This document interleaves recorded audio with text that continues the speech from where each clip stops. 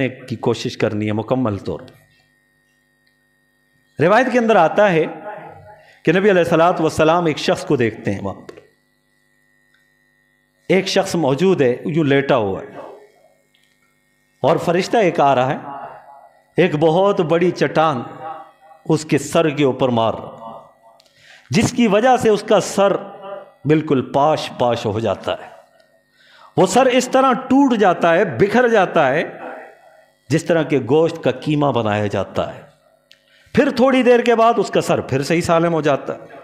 پھر فرشتہ آتا ہے، وہ بڑی چٹان پتھر اٹھا کر اس کے سر پہ مار۔ جب نبی علیہ الصلوۃ والسلام نے دیکھا تو آپ نے پوچھا، جبرائیل یہ کون ہے؟ جبرائیل یہ کون ہے؟ اس کے ساتھ جو یہ معاملہ ہو رہا ہے یہ کون شخص ہے؟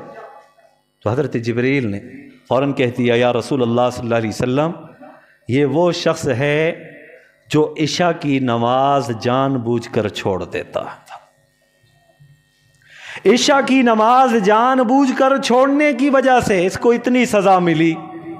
پھر آپ خود اندازہ لگا لیجئے، جو 5 وقت کی نماز چھوڑنے والا ہو اس کا کیا حشر ہوگا۔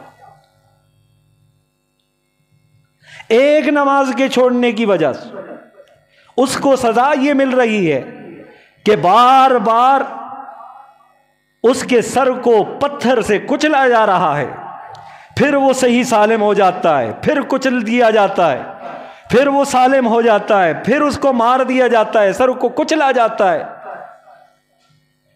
ایک عشاء کی نماز چھوڑنے کی وجہ سے جو 5 وقت کی نماز چھوڑ دیتے ہیں، جو کسی نماز کو جان بوجھ کر چھوڑ دیتے ہیں، ان کا کیا حشر ہوگا، آپ خود اندازہ لگائیے۔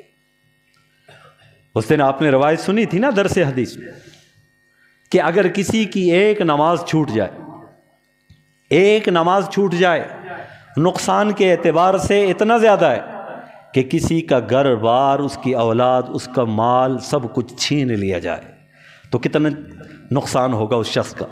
جس کا مال بھی چھین لیا جائے، جس کی اولاد کو بھی ختم کر دیا جائے، گھر بار کو ختم کر دیا جائے، اس کا کس قدر نقصان ہوگا، کس قدر اس شخص کو افسوس ہوگا، پشیمانی ہوگی، پریشانی ہوگی، درد ہوگا، دکھ ہوگا، وہ رو رہا ہوگا، اس کی پریشانی کا ہم اندازہ نہیں لگا سکتے۔ تو فرمایا کہ ایک نماز چھوڑنے کا نقصان اس سے بھی کئی گنا زیادہ ہے۔ ہم تو چھوٹے چھوٹے بہانوں کی وجہ سے، چھوٹی چھوٹی مصروفیات کی وجہ سے کئی نمازوں کو چھوڑ دیتے ہیں۔ ذرا اس بات کے اوپر غور و فکر کریں اور آئندہ کے لیے یہ عزم کریں کہ انشاءاللہ العزیز میں نماز نہیں چھوڑوں گا، 5 وقت کی انشاءاللہ العزیز نماز پڑھنے کی کوشش کروں گا۔ انشاءاللہ عزم کرتے ہیں نا؟